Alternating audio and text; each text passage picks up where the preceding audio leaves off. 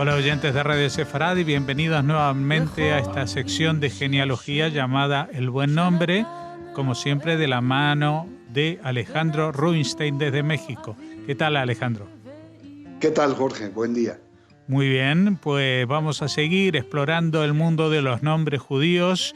Ya hemos visto cómo numerosos hechos bíblicos, históricos han influido en la confección de esos nombres, pero hay un hecho histórico que también figura en la Biblia y que ha sido importante para la onomástica, el exilio babilónico, ¿no es cierto? Efectivamente, el exilio babilónico marca un parteaguas en el tema de la onomástica judía. Si bien hay que ubicarnos de manera histórica cuándo se da este exilio babilónico y por qué del parteaguas, hay que ubicarnos dentro de una era que pues todavía se empleaban de manera muy particular los nombres hebreos. En los años que van entre el 586 y el 537 antes de la era común, son el periodo en el que se marca precisamente este muy corto, pero muy dramático exilio babilónico.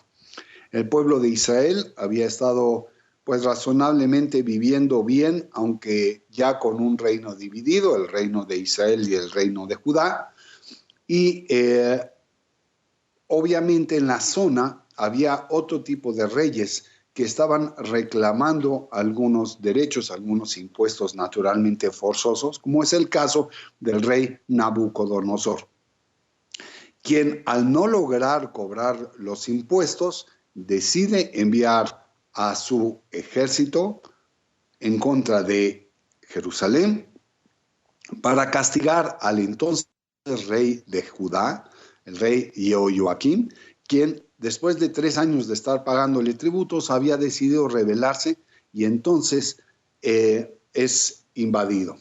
El profeta Jeremías o Irmiao en hebreo le había dicho a Jehoiakim que se cuidara precisamente de una persona como Nabucodonosor. Sin embargo, pues le ganó un poco el amor por el poder y trató de medir fuerzas con Nabucodonosor, nuestro rey Jehoiakim, y el resultado ya es el conocido. Evidentemente se conquista Jerusalén y Nabucodonosor expulsa a los judíos y los lleva en calidad de prisioneros, los lleva hacia su propia tierra, al reinado babilónico. Y este reinado babilónico viene a recibir a los judíos de todos los niveles, los judíos ricos, los judíos pobres, toda la población, podríamos decir prácticamente la totalidad del pueblo de Israel, pasó por Babilonia en esas épocas. ¿Qué sucede entonces? Que dentro de toda esa gran masa de personas que llegan en Babilonia, Nabucodonosor da determinadas instrucciones para seleccionar a 4 jóvenes que le parecían el enlace adecuado entre la cultura babilónica y también lo que sería el pueblo que iba a ser absorto, el pueblo de Israel. Y escogió a 4 jóvenes de nombre Daniel, Hananiah, Mishael y Azariah. Estos 4 jóvenes tomaron un curso de 3 años de instrucción para prepararles al servicio de la corte real babilónica, y cuando habían pasado esos 3 años, el rey los examinó de manera personal y encontró que eran por mucho mejor que los magos y los astrólogos de su reinado. Esto hizo que fueran muy cercanos a Nabucodonosor. Así como alguna vez todos conocemos la historia de José, el soñador, que le interpreta uno de sus sueños al faraón, pues también Daniel, le interpreta un sueño a Nabucodonosor, y eso hace que le evite que le maten, porque estaban ya realmente amenazados. Ellos habían sustituido, estas 4 personas habían sustituido a los magos y no lograban encontrar el significado del sueño de Nabucodonosor. Así pues, Nabucodonosor fue reconociendo la importancia y el conocimiento de cada uno de ellos. Y aquí es muy importante también citar que poco tiempo después de este evento del sueño, decide Nabucodonosor establecer un ídolo de oro. Y este ídolo de oro, pues, es invitada a toda la población o exigida a toda la población a posternarse frente a él, cosa que evitaron hacer precisamente nuestros personajes. Estos personajes aparecen citados también en el libro de Daniel. Y es de ahí a donde ya entramos en el tema claro de la onomástica. El primerísimo capítulo del libro de Daniel, en el 7º versículo, nos vamos a encontrar algo muy interesante. El 7º versículo ya nos hace una apreciación de que el oficial en jefe del ejército de Nabucodonosor decidió modificar los nombres de estos 4 personajes. Así el pueblo de Israel empezaba a emplear nombres que no le eran comunes.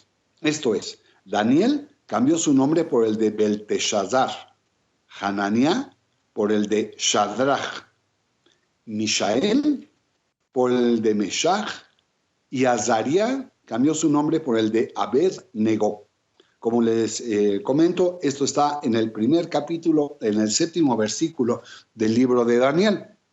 Así pues, no solo fue que se llevaron a las personas al reinado babilónico, sino que también trataron de mutar la cultura milenaria que ya llevaba el pueblo de Israel, y entre ellas estaba también el tema de la onomástica, y sin embargo fueron tomando costumbres del idioma del lugar, que en este caso era el caldeo, y el caldeo fue generando vocablos y expresiones que fueron adoptadas, como es de comprenderse, primero por las clases altas, las clases económicas que se desarrollaban con mucha cercanía hacia el rey de Babilonia, y poco a poco fue permeando hacia las distintas capas medias y bajas de la economía, hasta una costumbre ya muy común, el empleo de nombres del tipo babilónico.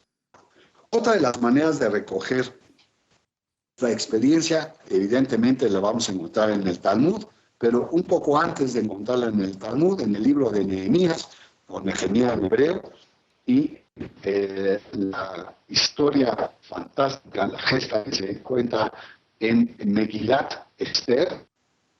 El libro de Esther nos viene a indicar una parte muy importante y fundamental en este cambio dentro de la onomástica del pueblo de Israel, toda vez de que su personaje principal recibía su primer nombre, no el de Esther, que proviene de la cultura babilónica, sino más bien el nombre de Adasa, que ese sí es un nombre notoriamente hebreo. Pues bien, su tío, que es otro de los personajes centrales del libro de Esther, nos viene a comentar sobre el nombre de Mordejai. Y Mordejai tampoco es un nombre hebreo. Me explico.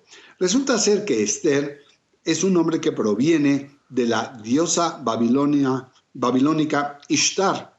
Lo mismo sucede con Mordejai, que proviene del dios babilónico Bel-Marduka.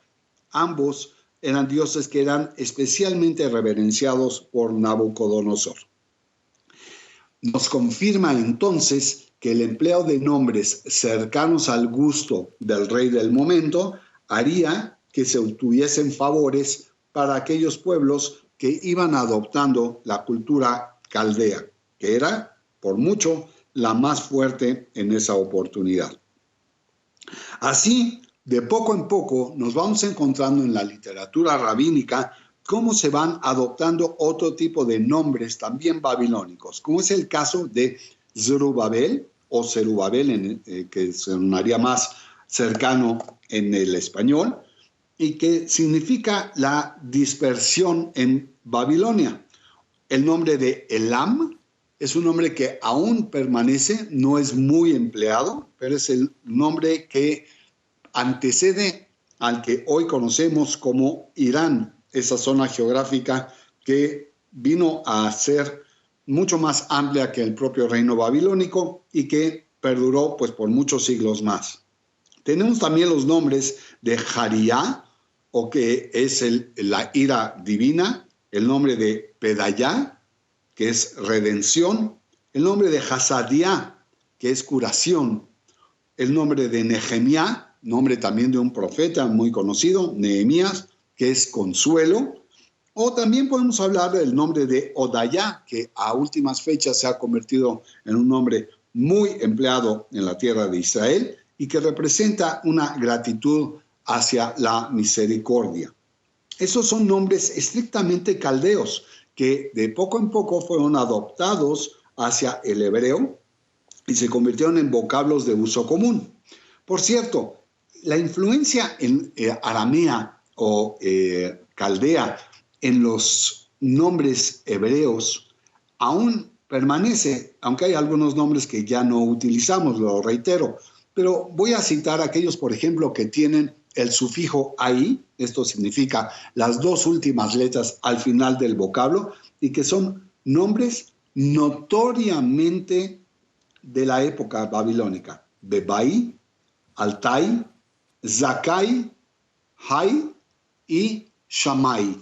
La famosa escuela de estudio talmúdico de Shammai viene precisamente ese nombre de la cultura de Babel. Nombres que tienen una raíz aramea típica es los nombres como Nehemías Meshezabel, cuya raíz es Shezab, o el nombre de Ezra Sherebiah, cuya raíz es Shereb, Zebiná, que también tiene como una raíz el nombre de Zeban, o Nehemías Shabek, cuya raíz es Shebok.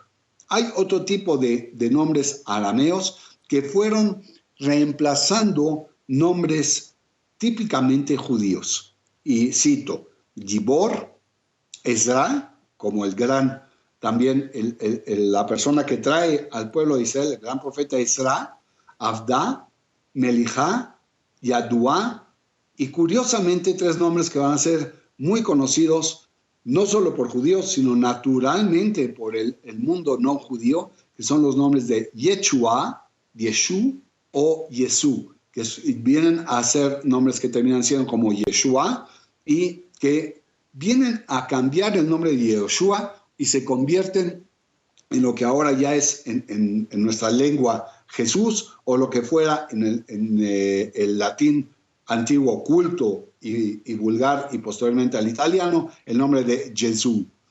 Nombres que derivan del árabe, aunque no era una zona donde se hablaba mucho, pero ya en ese entonces se utilizaban, eran nombres como Shamsherai, que provienen de un verbo central que es Samser, que significa ser inteligente, o Shisa, que proviene también de un verbo que es la voz Shis, que es amar.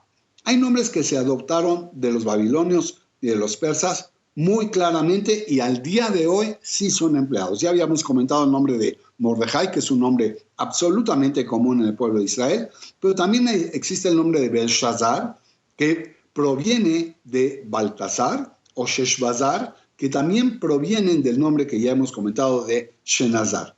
Así también hay nombres paganos, notoriamente paganos, incorporados en la cultura judía, como son los nombres que provienen de astros o planetas.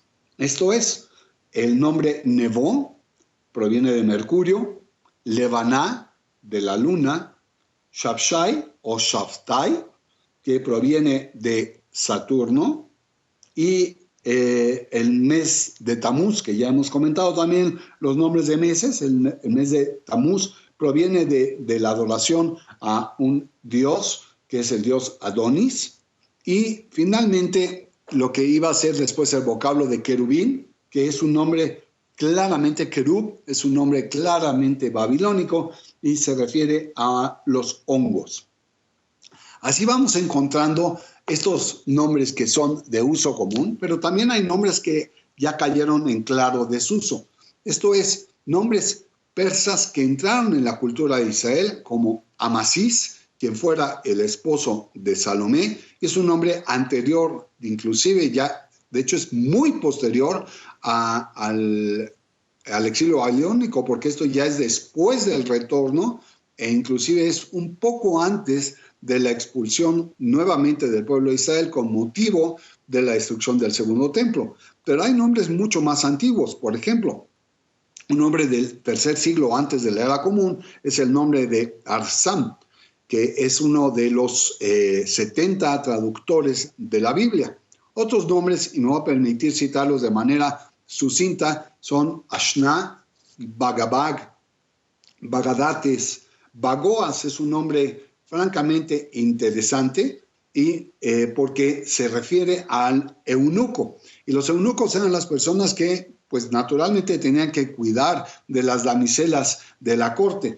Por eso habían nombres que se iban adoptando. Mientras más cercano era uno a la corte, más tomaba uno los nombres babilónicos. Bujeis es otro de los nombres. Butes, Jobares, Dachi, Darío, que es un nombre muy común en nuestra cultura general. Darío es el general de Agripa, que posteriormente viene a ser el emperador de la zona, y su nieto viene a darle la oportunidad al pueblo de Israel a regresar, que por cierto este Darío II era hijo de la Esther que hemos narrado en esta intervención. Y así podemos encontrar muchísimos nombres como Hircano, como Isates, Carsás, Natacos, Manvás, Madajos, Raji, Tibetis, nombres que son realmente fuera de nuestro uso, o inclusive el de Ushtana, que es un claro nombre persa que aparece inclusive en documentos del Mar Muerto.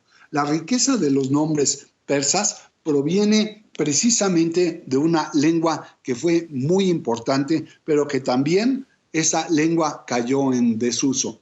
Así como era la lengua franca de la época del cuarto y tercer siglo antes de la era común, no duró mucho tiempo porque posteriormente a Nabucodonosor, de quien hemos hablado con alguna pequeña extensión, viene el hijo de él, que es Belshazzar, y Belshazzar tiene un reino muy corto porque cae finalmente en manos de los persas. De los persas sí hubo mucha más cultura y hubo mayor desenvolvimiento también onomástico, lo que hizo que el pueblo de Israel también adoptara parte de esas costumbres. Y continuaremos en nuestra próxima intervención, ya no en el tema babilónico, sino nos acercaremos un poco más a la cultura griega, que también ha tenido una gran influencia en la onomástica del pueblo de Israel.